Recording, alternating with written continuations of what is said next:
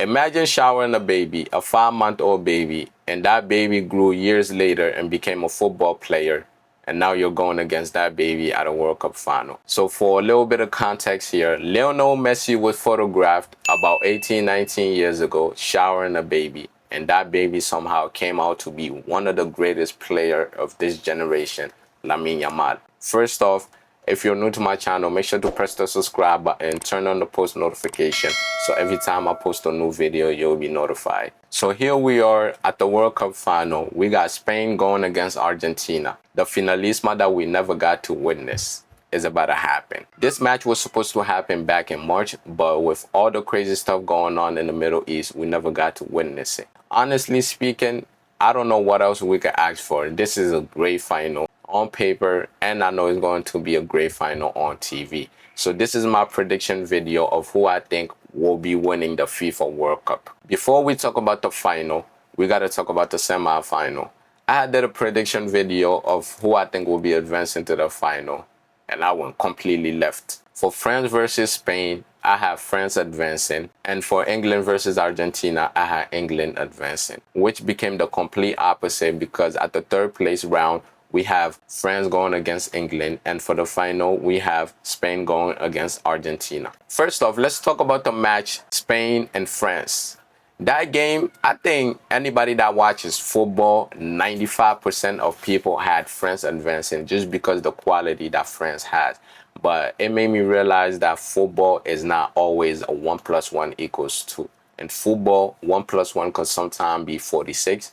Sometimes it could be equals to 2, and sometimes it could be equal to 100. Spain dominated, totally dominated France when it comes to that game. The French team couldn't even get a pass to Mbappe or Dembele or Olise.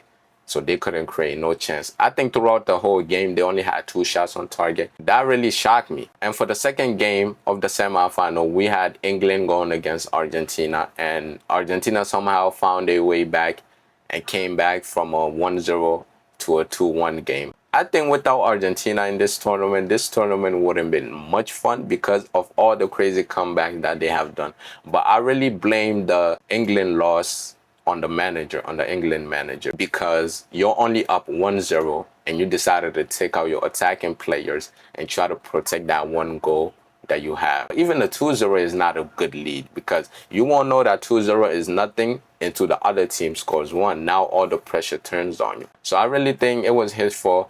He should have brought in Rashford and Bukayo Saka to keep the attack going so Argentina would fear them a little bit. But ever since he took out his attacking players, it was done. So now here we are at the final. First, let's compare the two teams. Comparing the two teams, I think Spain is an overall better team than Argentina. From goalkeeper to attackers, the two goalkeepers that we have, Unai Simon on Spain's side and Martinez on Argentina's side. Unai Simon has done an amazing job at this World Cup with conceding only 1 goal. With all these crazy things going on, conceding 1 goal in the tournament, the whole tournament so far, is an amazing job. Compared to Martinez conceded too many goals, and some of those goals are just, how can you let that happen, you know? So I give the goalkeeper to Spain. Defenders, I give that also to Spain because Spain has a mix of young players and old players, with young players using their energy and the old players using their experience. So when it comes to midfielders, Spain has an incredible midfield.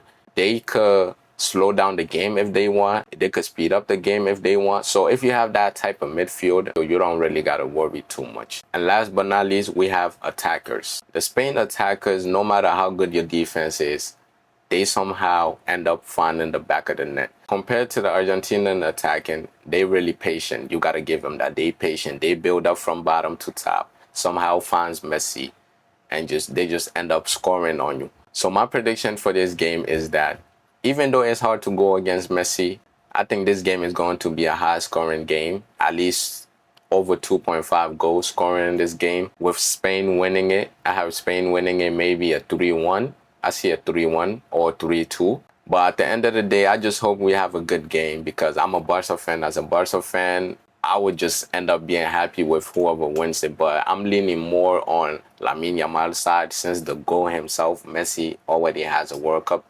I want Lamine Yamal to win this World Cup and go ahead and win the Ballon d'Or. So with that being said, let me know in the comments who you think is going to win the FIFA World Cup. And I appreciate everybody that tuned in into this video, and I'll see you next time. Peace.